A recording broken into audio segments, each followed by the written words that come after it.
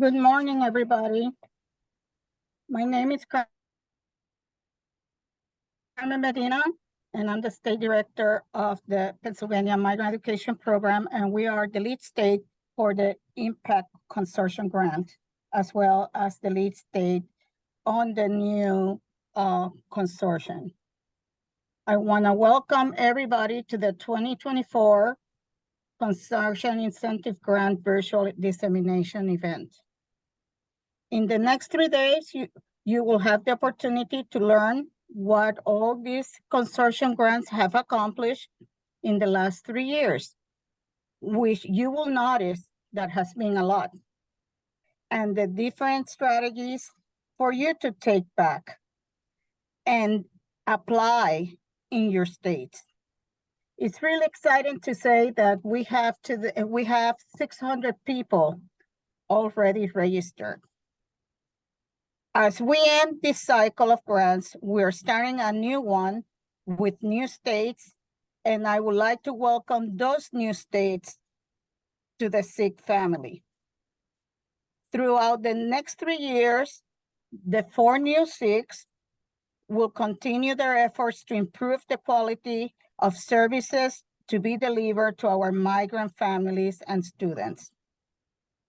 I invite you to visit each CIG webpage and see all the work that has been accomplished so far, and to use all the resources that have been posted there. And you will notice how throughout the next 3 years, they're gonna continue to grow. I want to thank the Office of Migrant Education for this great opportunity of providing the funding for the CIGs to be a reality, and to support and to offer all the support that they had offered us throughout the years. Also, I must recognize the 4 CIG directors, managers that through the years have guided us, and they have made sure that the programs, the projects had succeeded. And last but not least, I want to thank the 4 lead states that without them, we could not have moved forward. We all are here with the same goal, to learn and sharpen our skills. In that way, we can serve better our students and families. We are on difficult times. We all know that. But people like you can make a difference, and you're making a difference in the migrant life of our children and families. Thank you for your passion and effort. Thank you very much. Now, I would like to introduce Ms.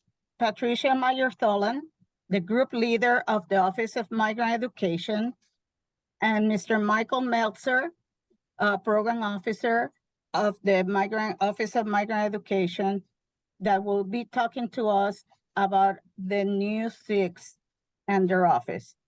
Thank you. Thank you, Carmen, very much. So I want to welcome you to the Consortium Incentive Grant Virtual Dissemination event, and thank you for inviting us to be here with you today. My name is Patricia Meyer-Tholen, as Carmen said, and I am the Migrant Education Group Leader in the U.S. Department of Education's Office of Migrant Education. I am joined by my colleague, who will introduce himself. Good morning, everyone. My name is Michael Meltzer, and I am the Migrant Education Program Officer for the Consortium Incentive Grants, and I act as the point of contact for the grants. Thank you, Michael. On behalf of Tara Ramsey, the Director of the Office of Migrant Education, again, welcome. It is our great pleasure to be here today at the CIG Dissemination event. At the Office of Migrant Education, we are committed to our mission to provide excellent leadership, technical assistance, and financial support to improve the educational opportunities and academic success of migratory children, youth, agricultural workers, fishers, and their families. States that participate in the CIG program have a wonderful opportunity to shine through their interstate coordination work that can involve the HEP and the CAMP programs, as well as involve other entities and agencies that serve this population or similar ones.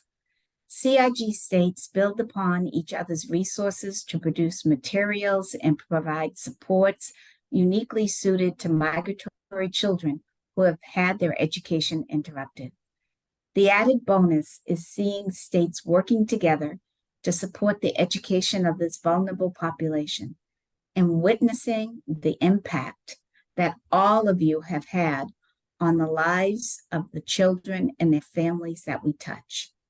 Working in a CIG is interstate, and I will add intrastate coordination at its best.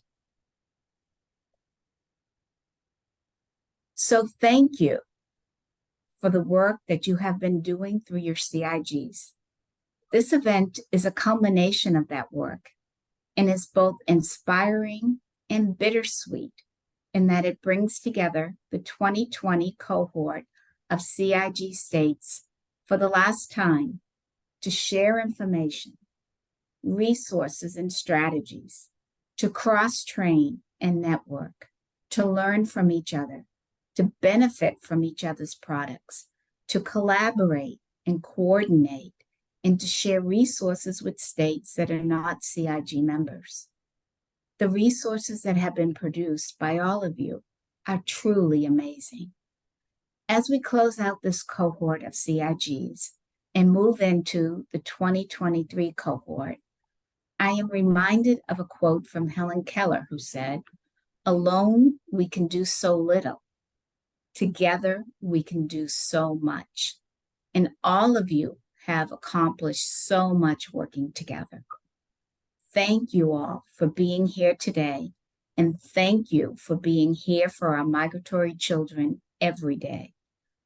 Please do not ever hesitate to reach out to your colleagues, your state MEP directors, your program officers at OME, or me directly whenever necessary, because we are a family and we help each other just like families help each other, and we support each other just like families support each other.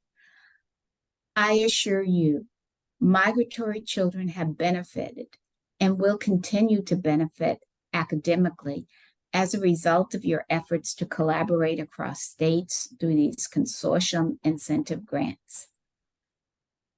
So please take this time to celebrate your accomplishments. We look forward to a new round of CIGs that have a strong foundation to build upon because of what you all have been able to achieve. At this time, I would like to turn the presentation over to my colleague, Michael, who will provide a glimpse of the new cohort of CIGs. Michael, it's all yours. Thanks, Pat. So as you come together today in this final dissemination event, we wanted to look forward a bit and talk about the new cohort of CIGs that are starting in 2023 and taking over from where you left off from the current iterations of your consortia. So a lot of the information you'll hear from me and Pat, or from Pat and I, will sound pretty familiar to you because of the overlapping nature of the work with the current cohort of CIGs. As you can see on the screen here, the first consortium we'll talk about today is Identification and Recruitment Consortium 2, also known as IDRC2, which is made up of 33 member states. I won't read all the states to you because it's 33 states, but you can see them listed out here on the slide. I should mention that Kansas will serve as the lead state for this consortium. The consortium seeks to improve the proper and timely identification and recruitment of eligible migratory children whose education is interrupted, and seeks to strengthen cross-agency coordination and community engagement to advance systemic change in IDNR.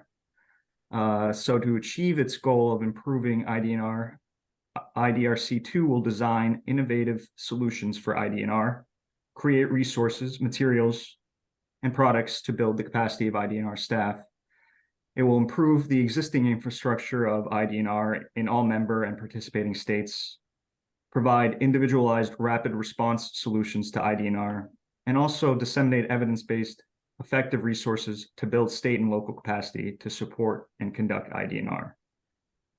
The IDRC2 website will be key to disseminating CIG materials, products, and resources.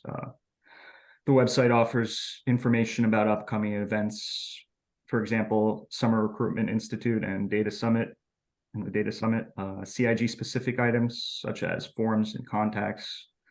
It will offer resources including newsletters, IDNR tools, and other resources and tools for recruiters, state IDNR plans, and state profiles. There are portals for recruiter learning, agriculture, and other resources, as well as training resources, materials, recordings, and webinars. I'll turn it over to Pat to discuss the next consortium. Okay.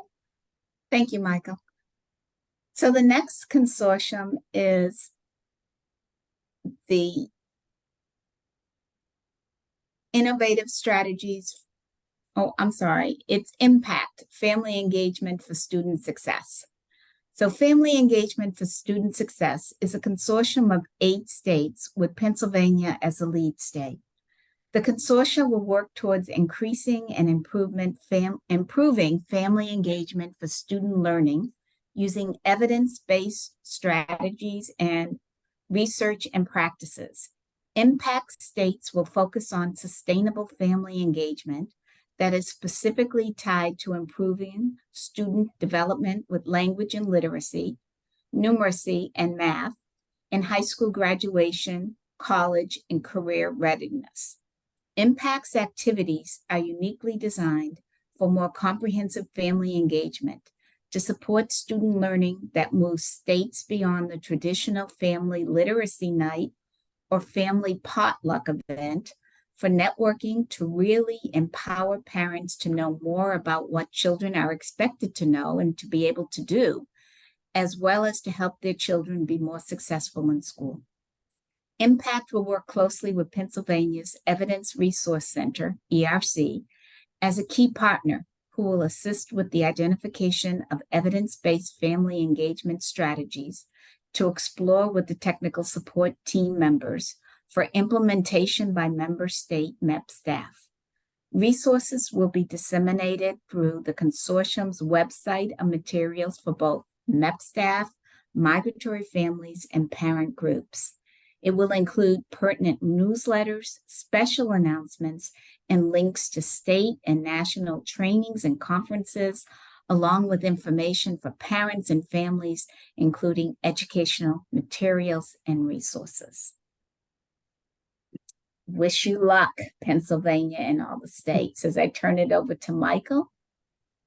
Thanks, Pat. All right, the third consortium you'll see on the screen here is Innovative Strategies for Out of School and Secondary Youth, or ISOCI. The consortium is composed of 18 member states, which again, you can see on the screen here, and Kansas serves as the lead state for this consortium as well. So migratory out-of-school youth and secondary youth at risk of dropping out experience substantial barriers to academic participation, such as high mobility with numerous educational interruptions, limited English language skills, homelessness, inflexible work schedules, absence of a parent or guardian, and limited prior schooling. The goal of ISOCI is to improve the delivery of MEP instructional services to this group, with an emphasis on engagement and summer instruction, and to increase the educational attainment of OSY and secondary students at risk of dropping out. The consortium will also work towards identifying the impacts of the COVID-19 pandemic and providing resources to assist states to address identified needs. The major activities related to its objectives include providing online instruction in synchronous and asynchronous formats, ensuring OSY and at-risk secondary students have access to devices which are capable of accessing academic content, determining needs and goals through focus groups and goal setting workshops, and providing training and information about assessment materials to determine initial academic and English language skills. There will be professional learning circles which ensure implementation of initiatives in states, including the student portal, summer youth academies, live lessons, certificates, goal settings, life skills, early learning development, and personal wellness. I'll turn it back to Pat to discuss the fourth and final consortium. Okay. Thank you, Michael. The last consortium is the Migratory Parent Empowerment Consortium Plus, Impact Plus. It's a consortium of 8 states, with Utah being the lead state.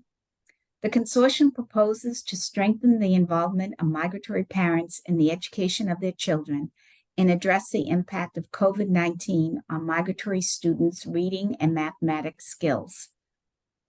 Impact Plus is committed to sharing and disseminating the resources developed through Impact Plus to support states in their efforts to promote greater parental involvement and support to migratory students. Key to disseminating Impact Plus resources is the Migrant Literacy Net website, which is available to all states at no cost.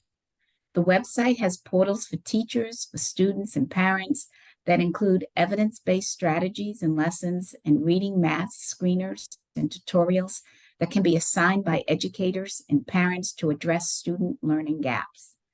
Tutorials and screeners can be accessed on any device by students anytime, anywhere there is a cellular service or Wi-Fi. Capacity building activities will include training for staff and parent advocacy teams on parental involvement and using the reading math resources on Migrant Literacy Net to address learning gaps caused by the pandemic, training of trainers to increase staff capacity, and recorded training placed on the website. As you can see, these consortium arrangements may have new states that are joining the group, as well as a few that are leaving. However, it is clear by all the descriptions that each consortium builds upon the work that was accomplished by all of you who make up the FY 2020 cohort of CIGs.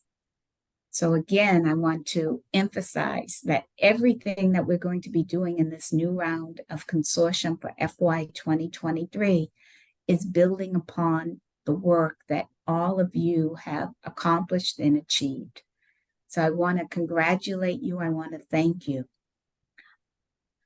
I would like to end by saying that we are all very proud of what this group has accomplished, and we look forward to working with the next iteration of CIGs. And may I say, this next iteration of CIGs, we have 46 states that make up the migrant education program nationally. Of those 46 states, 41 states are participating in the CIGs. So congratulations to all of you in the 2020 cohort, because we would not have this many states participating in the new cohort if you have not been doing such a fantastic job. So thank you all again, and we hope that you have a wonderful meeting. As always, our office is here to help you help our nation's migratory children and families. Thank you, and I'm going to turn it back to Carmen. Thank you, Pat and Michael, for all the great information and for all your support throughout the last consortium, last 3 years, and the support that I know that we're going to get in the future 3 years. Now we're gonna be hearing from Mr. Francisco Garcia. Francisco is the Executive Director of the Interstate Migrant Education Council, and he is a former Director of the Office of Migrant Education. Welcome, Francisco. Thank you, Carmen, for the very kind introduction. Thank you, Pat and Michael. That was a very informative session there. I want to thank Bill and Jessica for the opportunity to be with you this morning. And it's really great to hear that these consortiums have continued throughout the years. That's very important key for interstate coordination, and it's one that has been providing some products that are used in the field. And it's just important that we give as much support to the migrant children and the families as possible. And I think the consortiums have been working toward that end. The existing consortiums, one of the things I like about them is that they currently have parental involvement. That, of course, is the key. As you know, our program is the only program in the nation that actually has direct contact with the parents to be sure students are eligible for the program. Just a short history about the Interstate Migrant Education Council, of who Carmen has been our chair in the past. I would like to just say that we're 40 years old this year, as a matter of fact. Started in 1983 by a couple of congressmen, one from Pennsylvania, Congressman Goodling, and one from Michigan, Congressman Ford, with the original intent of working strictly with policy. However, we've have worked our directions in a different way to be sure we have some good things going on with states. We're a 28-state consortium. We represent 77% of the migrant students across this country, and it's very important for us to be able to network. Our primary mission is to advocate for the best services for migrant children academically and in support services. And I think sometimes we have a tendency to forget those support services, especially we've noticed that with the advent of COVID and what it has done to some of our students. What I want to do today is just share a little bit with you what some of the areas that the membership of the Interstate Migrant Education Council has brought up. There are areas that we hope that we can improve on, areas that maybe we can recommend some changes for, and areas where we think will definitely benefit the children and the families we serve. One of the first areas that we've had conversations, and the way our meetings work, just so you have a background, is we come up with issues, we gather around the table, we have conversations. We do have every other year, we have a symposium where we spend time actually going in-depth conversations on some of these issues. So the membership is supporting these various items, and we're researching them, going further into them, and getting data and background information on how best to move this forward. On top of that, of course, one that you've always talked about, that IMEC, as Interstate Migrant Education Council is known as, is that issue of eligibility. If many of you may recall that in the past, there was a 6-year eligibility that a student could be in the program, and then eventually was cut down to 3 years. Well, one of the things that we've learned and we've known is that in order for migrant students, and many students, bilingual students, students who are learning another language, that it takes up to 5 to 6 years to catch up academically. We feel that we need to look at this area to be sure that migrant students have the time to really get into the content areas that are key to their academic success and have a higher high school completion rate. I will say this, having been in the field of migrant education for a number of years, and I compliment you in the field, the graduation rate has increased, but we still have it currently is. So eligibility, one of the things that we've had conversations about when we've had it on the, as we say, the Hill, when we've been invited to meet with some of the congressional representatives, one of the things we do always mention is extending it either to 5 or 6 years. And we think that maybe 5 years would be a better sell because of the importance that I just mentioned to help the student really be successful. Now, it's a tough argument and it's a tough fight, but we're going to continue to push forward on that issue and see how we can move it forward. The other, of course, that many of you have been concerned about in the field, especially those of you who are recruiting. Many of you are in recruitment. Your biggest consortium is the IDNR consortium. And of course, you have recruitment in the out-of-school youth, but we have various definitions. So we really want to see how we can work with either changing or expanding the definition of the eligibility criteria for migrant children.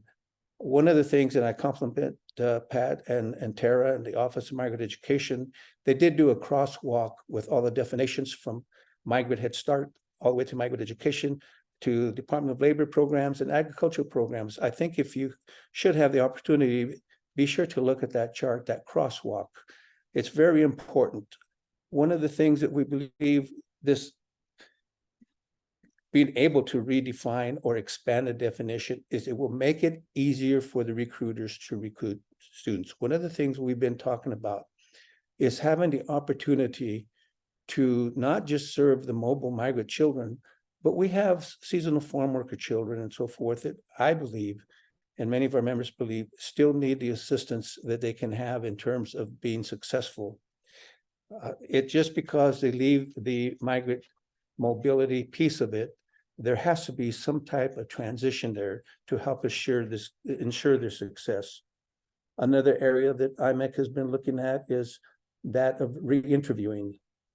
Granted, a few years back, it was important to have the re-interviewing process, and it still is important, but to what extent should we lessen that re-interviewing, continue to trust that the states are doing their own personal re-interviewing as they should be doing, and see what the cost. It's more of a cost element than it is there a need? Yes, there's a need for re-interviewing, but to what extent is it needed and how long is it needed for?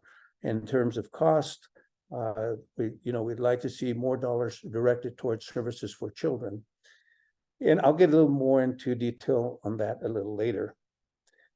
Another item that has come up for discussion with the group, with the membership, and we usually have anywhere from 50 to 60 representatives there, by the way, which gives us good, excellent input, everywhere from directors to regional coordinators, and in some cases to state board members and assistant state superintendents. But we're looking at and trying to decide whether the comprehensive needs assessment and the state service delivery plan, instead of having it be required every 3 years, what about every 5 years? It's such an expense. It seems like you develop it, you begin to implement it, and then suddenly you're starting to redevelop again, given the time it takes to develop your comprehensive needs assessment and your service delivery plan. We think that the rationale behind that is it really allows programs to implement and measure the effectiveness of their program. And by that, it also allows them in the moment that they're already implementing, that if they see the need for change, they can make that change at that point in time, which many times makes it much easier. It's like working with a strategic plan. But if we can do that, that would also allow us to have more dollars to be able to direct more services directly to the students. So we're taking a look at that time frame. We're trying to see what's best. 5 years. It used to be 6 years, but we think probably 5 years would be the selling points. Another area that IMEC has been extremely involved with is the inequities in funding. Where this comes from, IMEC represents both what we call the small states, those who receive less than $1 million, the medium-sized states, they go up to 5 million, and of course the larger states that go beyond 5 million. One of the things that we're taking a look at and are currently gathering data on, and as a matter of fact, we met with the U.S. Department of Education and with the congressional folks on the Senate side, is how do we equalize some of that funding, especially so that we have small states? Does that mean a base funding, or what other ideas do we have? So as we gather our data that we're currently gathering from our IMEC states, from the SEAs, we want to take a look at the potential impact of what would happen if we had base funding. Because what happens is the small states, and like I said, we represent our states across, many times they invest so much in IDNR that very little is left to provide services for the migrant students. So what we really want to be sure of is that they have a little bit of money left over so they can provide services for the students, and that they don't use it all just in the IDNR portion.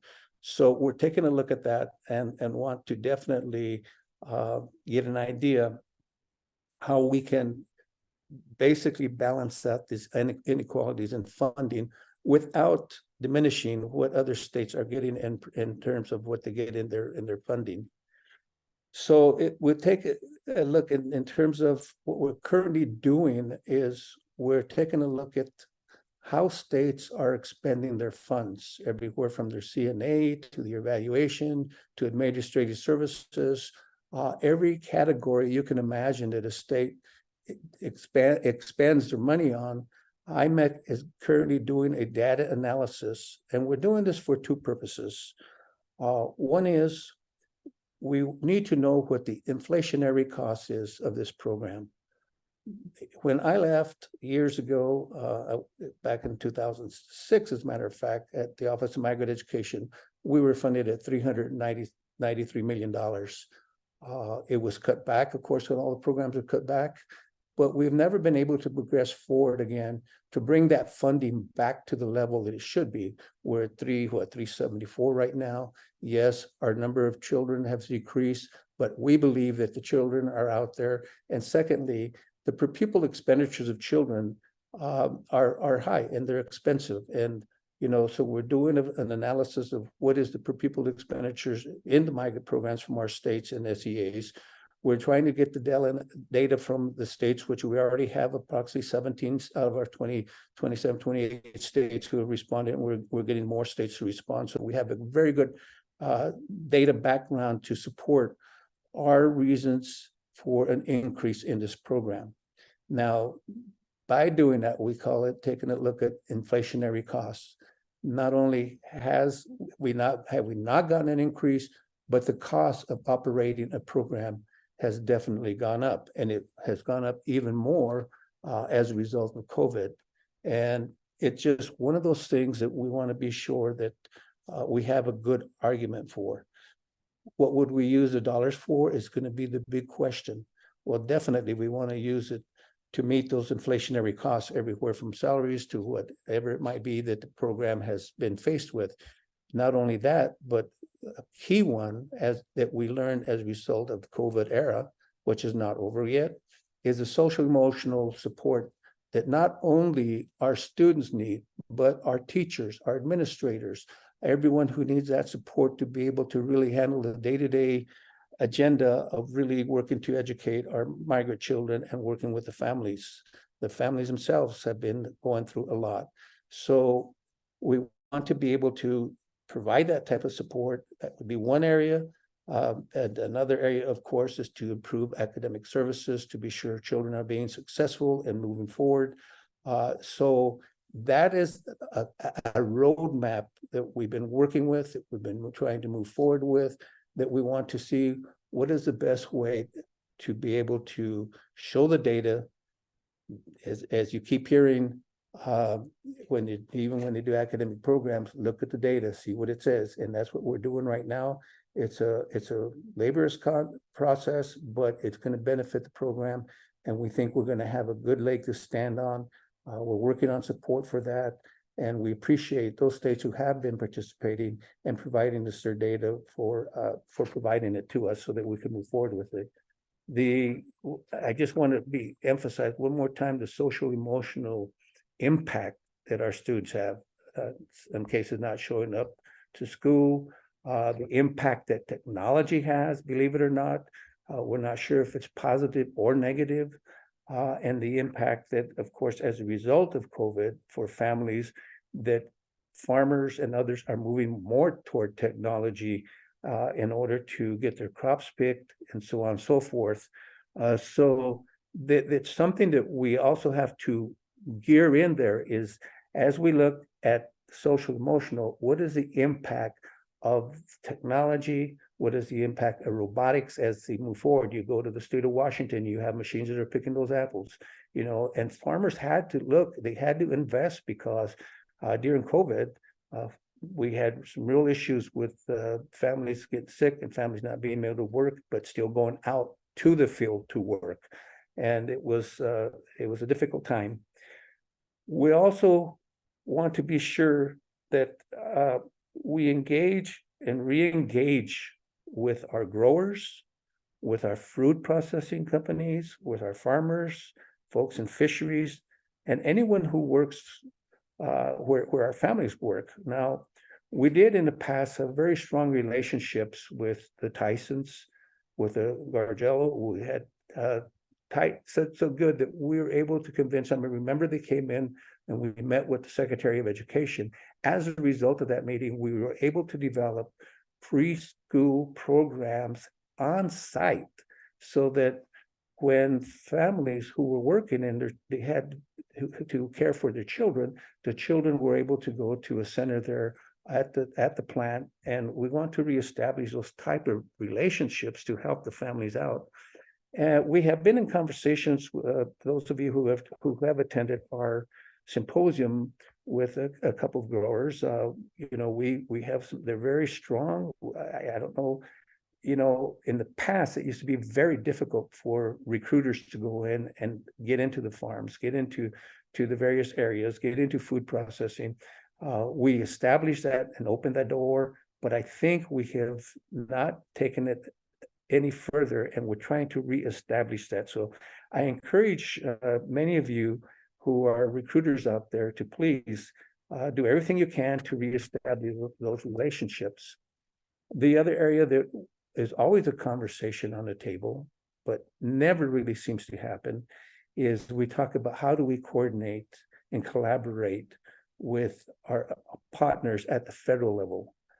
This has been something that's gone on for years, and quite honestly, I see it that happens at the local level more than it does at the national level. That is Department of Education, Office of Migrant Education, that is Department of Labor, and they have the NAW study, the National Agricultural Worker Survey, that they carry out every year, and they see what the boots on the ground are in that sense.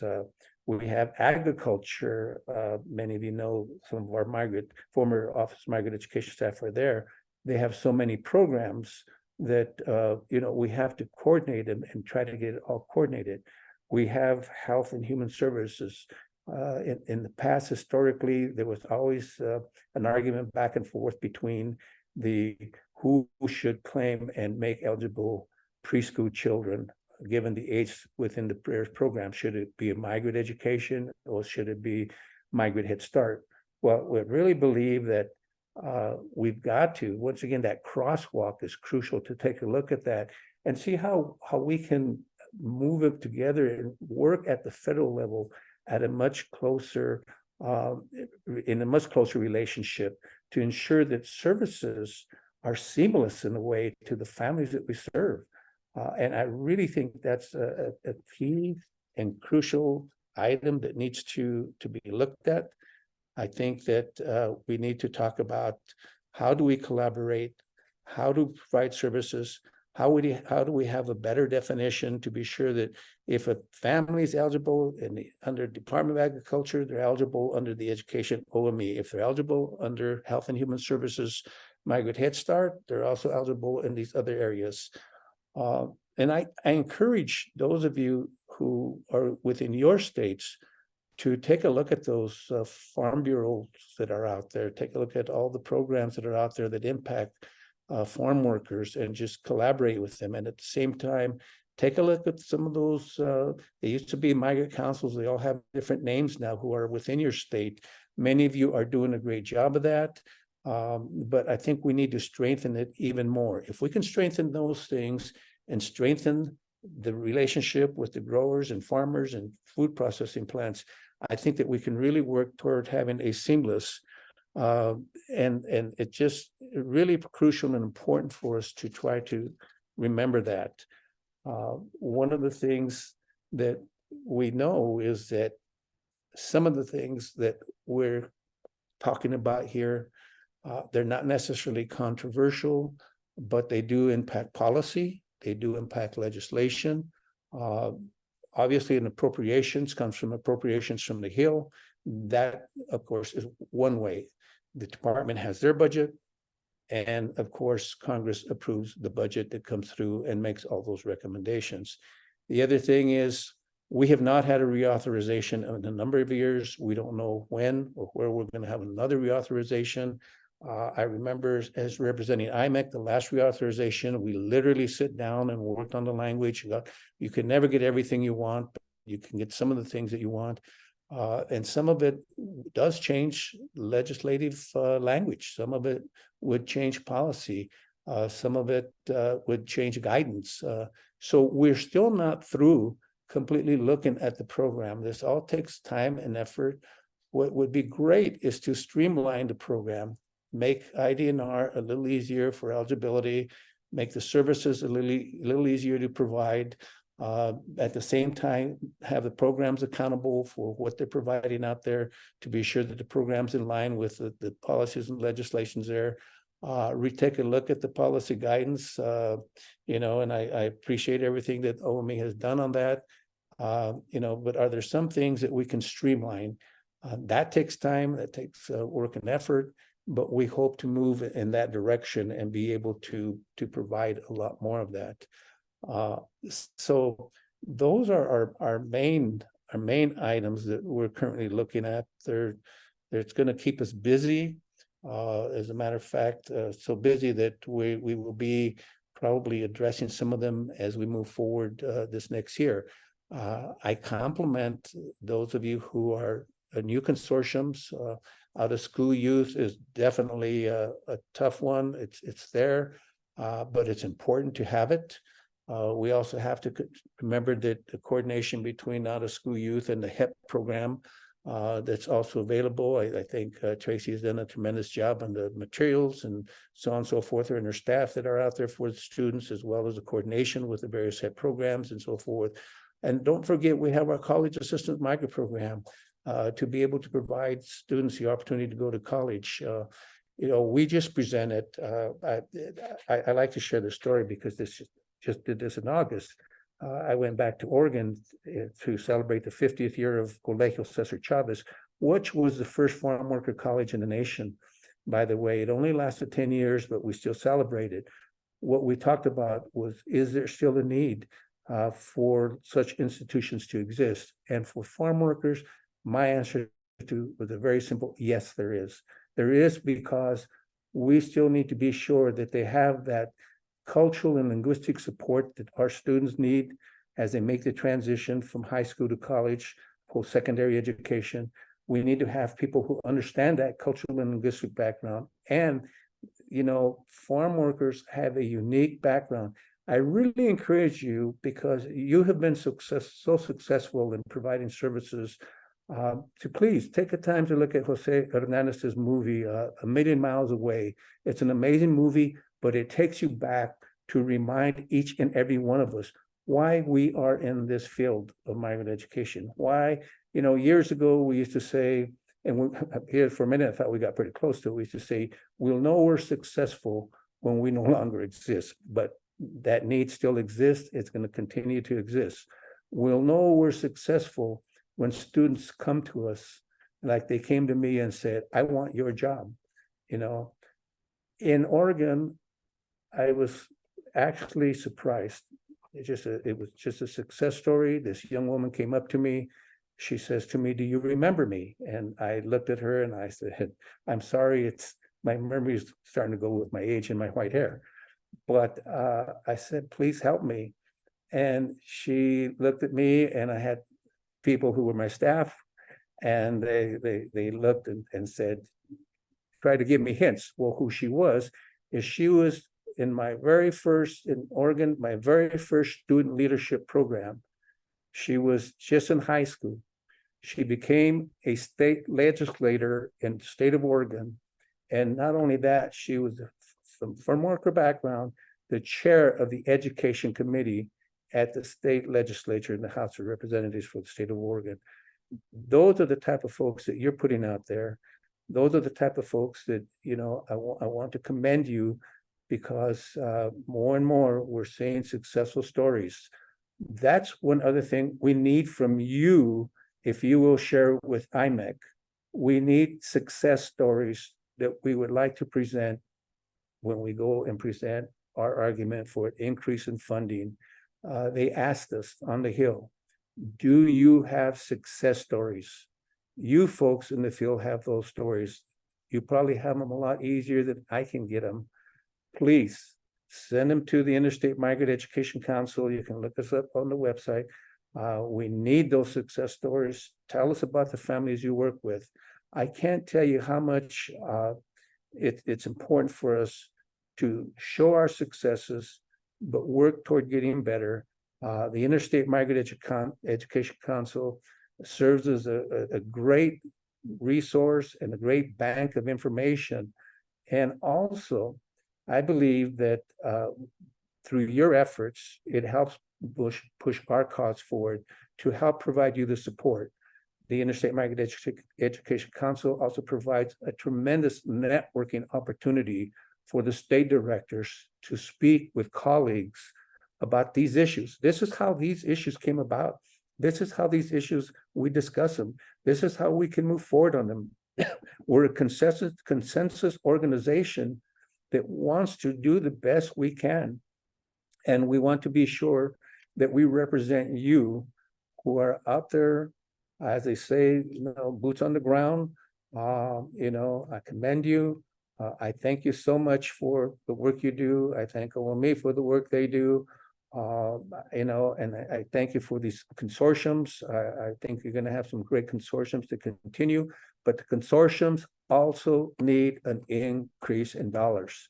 So we're going to try, we're going to give it our best shot, but with your support, I'm sure that we'll be able to do many, many more things. And with the information you share with us and we share with you, this is a journey that we will take together, and a journey that we, Pat said it, we help each other. I always used to say we're like the mafia. We get a little blood from each other's fingers. And because even those who have been in migrant education, leave migrant education, never do really leave it, are still involved with it, but are in different fields. Thank you so much for all you do. We look forward to hearing from you. We look forward to working with you. I just can't say it enough that what you do for this country, what you do for the migrant and farm worker children is amazing. And once again, thank you for this opportunity for me to be here and express on behalf of IMEC our thoughts about who you are, what you do, and what we think of you, and we think you're the best. Thank you so much. Thank you, Francisco. Jessica, are there any questions? Yeah, we just got one that says from Noemi, what role does OME, IMEC, and MEP have with the influx of migrants coming from Central and South America coming across the border? They may eventually qualify for a program if and when they start to work in agriculture. Kind of a general question if anybody wants to say anything related to that. That's probably an OME question. Yeah.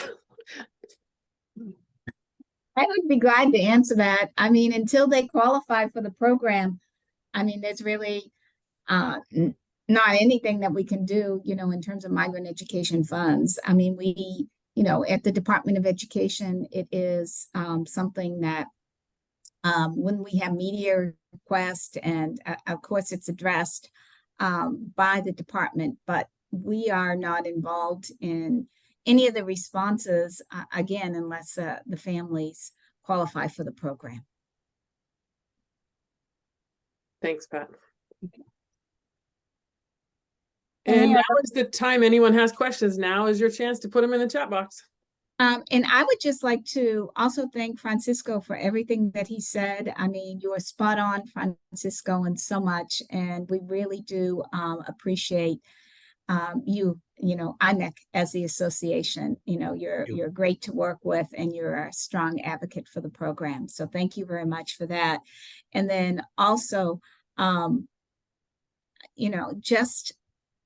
are here also, we are a family, and just whatever we can do to help. And again, just saying that these CIGs, you do make such a difference in the program. So want to thank everybody, for the work that you're doing.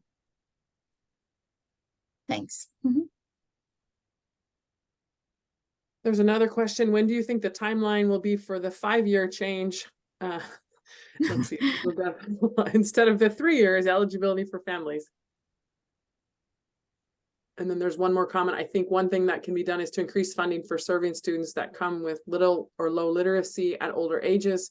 It's very hard to graduate or complete a GED when literacy, even in first language, is an issue. Yeah. I'll address the first one about the timeline. And basically, a timeline is what we call it approval from Congress. It's a legislative change in the language. It's a change that's not easy to come by. It's a change that's not guaranteed. But if we have good reason, and if they're willing to listen, the first time when I first presented it in the last reauthorization, they would not accept it. There's two processes to go through that. One is, of course, if a reauthorization comes through. The second is through the Appropriations Committee, which, I'm not so sure we want to go that route at this point in time. I think we had to wait and see what's going to happen with this election. We're not going to have a reauthorization during this current period of this administration. Potentially, it could be one. We were kind of told in a roundabout way, just be ready, but they don't seem to tell us what ready means and when ready is.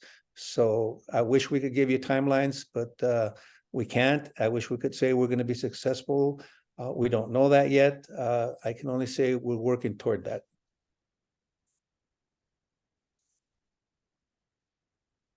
The other, just a few more comments of just thanks for that, and then grateful for the research you guys are doing. That's the only other comment so far.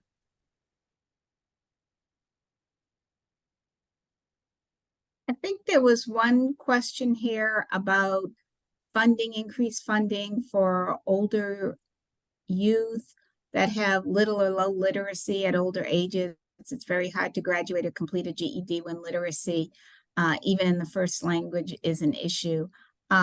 Just picking up on what Francisco says, increased funding depends on Congress. So we have, at the Office of Migrant Education by statute, we have a funding formula which we allocate funds that we have, we allocate to our grantees, which are the 46 states that operate migrant education programs, and then the states have the flexibility, to allocate the funds to their sub-grantees the way that they see fit. I will say, that's why we have the consortium incentive grants, and one consortium incentive grants comes immediately to mind, which is ISOC, that is working with out-of-school youth. So again, that is why, we have the consortium incentive grants, is so we can really focus and target efforts on, those children or youth that are the most highly mobile, and then have those, areas that we really need to target. So, I would say, again, if you don't belong to the ISOC, or the new iteration of ISOC, that would be something that I would point to, for working with out of school youth that have very low literacy efforts levels. Okay, thank you. There was one question I missed that asked where they could send the success stories. Do you want me to just put your email into the chat box, Francisco, or what do you suggest for those?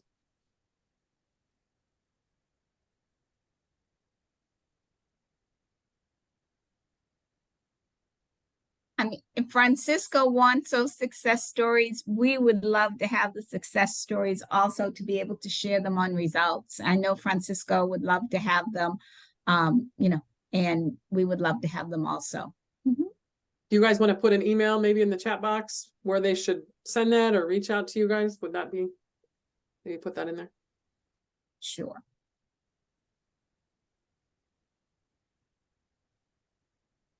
I can put mine in.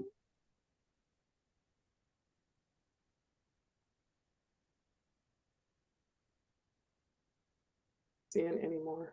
And Francisco, would you like me to put your email address in? Yeah, that would be great. Thank you. Sure. I will do that now. We can both get him. That'd be wonderful. One other thing I forgot to mention for the recruiters who are out there, what we'd like to know about, under the, I believe it's H4, Pat, is that correct? H4 program, where they now, farmers can build housing. We do have a huge peach grower in on the East Coast, and he built housing where they can bring their families. If any of you run into that, please also provide information on that. We want to get some follow-up on that. I know that the peach industry on the East Coast this past year, unfortunately, the largest peach grower had to send back approximately 200 workers because the crop just was, it was just decimated. The weather That's another thing we've been looking at, climate change and the impact on farming. That's why we have some presentations to our group at the symposiums. And it just has a tremendous impact on what's happening to families and movement, the migrant movement, when all the flooding in California, suddenly you have them going up to Oregon and Washington. So, but now with the H4 where they are building housing, if you run into it, please provide us information on it so we can do some follow-up and get some more background knowledge about it. We also had a question that, let's see, Chris Young said, if a state is not a member of IMEC, are they able to be a part of the conversations regarding recommendations if reauthorization comes around? One of the things we have done, for example, let me give you an example. When COVID hit, and many of you weren't aware of this, I had a call from Senator Sanders' staff, and they wanted to know, what does Migrant Ed need and what does Migrant Head Start need? We put in for an additional $300 of COVID dollars, $300 million, and we also supported $300 million for Migrant Head Start. Migrant Head Start got theirs. We did not get ours. You know, so a lot of these things that take place are instant in terms of how we try to get additional dollars. I saw a note in here saying, would there be additional dollars for recruitment? And that's the idea. That's one of the areas that we're definitely looking at. But I think it's important for us to keep in mind that it takes time and effort to really respond to some of these folks when they come to us really rapidly. And when we get requests, they come real quick. So I can't overemphasize again, any information you have to share with us, we like to keep it on the back end and be able to address it.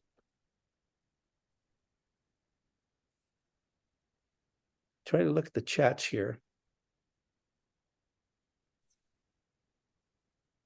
Yeah, we're not seeing any other specific questions. There are a couple comments, like Tracy has a comment about their success stories on the osymigrant.org website that they have. And just a few comments about weather affecting H2As. So I think that's about it.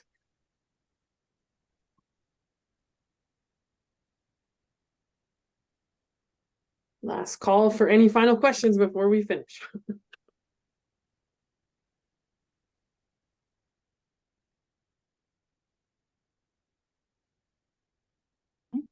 Thank you all so very much and have a thank great you. conference.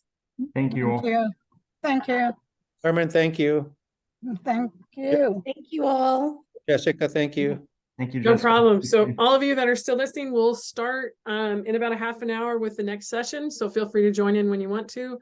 And we appreciate all of our presenters today and the efforts that they made to share information. Thank you very much.